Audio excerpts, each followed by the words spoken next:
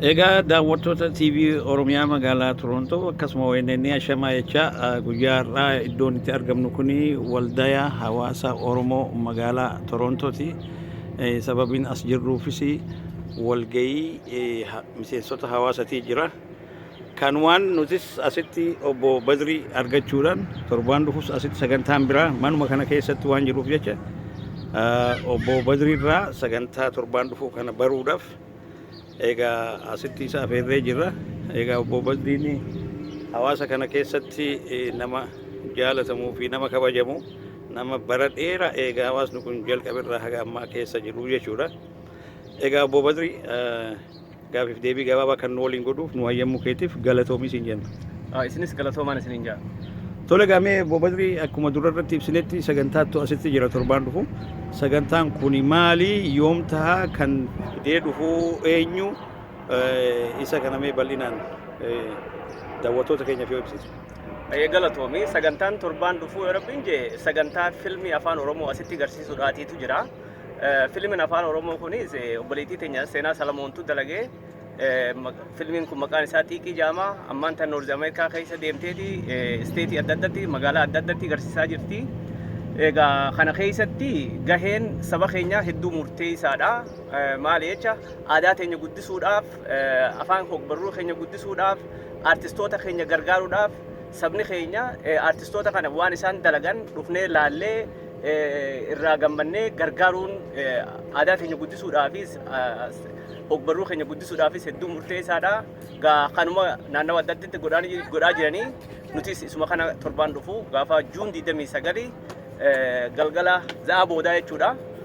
Za'a sadii irraa eegalee hanga sadii walakkatti yeroo takka agarsiifamaa.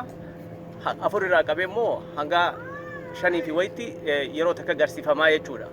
San boodaas yoo akkuma namni gartee haalli jiruuni itti fufnee hanga halkanitti illee agarsiisuu dandeenya jechuudha. Akkuma namni baay'inaan dhufeen maali jecha iddoo kanatti namni alliis kan seenuu danda'u al tokkotti gara nama 80 qofa.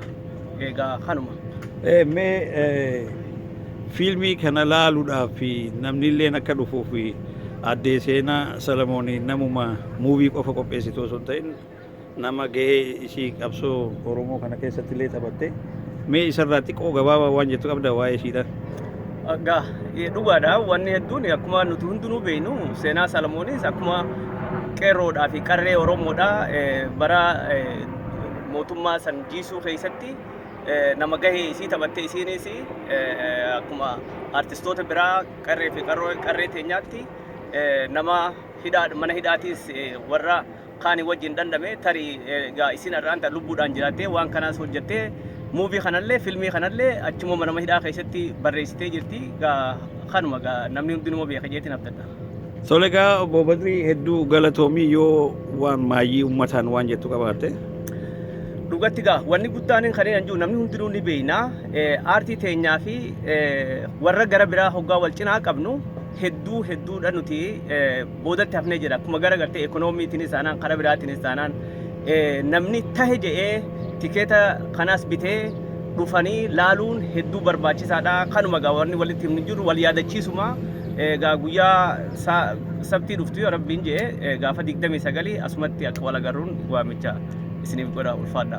Tole fayyaa ta'ii obbo Badrii akkasuma hawaasni keenyas guyyaa je'ametti akka hin hafne sa'aa 3 irraa eegalee yeroo adda addatti muuviin kun agarsiifama akkuma obbo Badriin jee kana gaa'ii galatoomaa nagaan tura.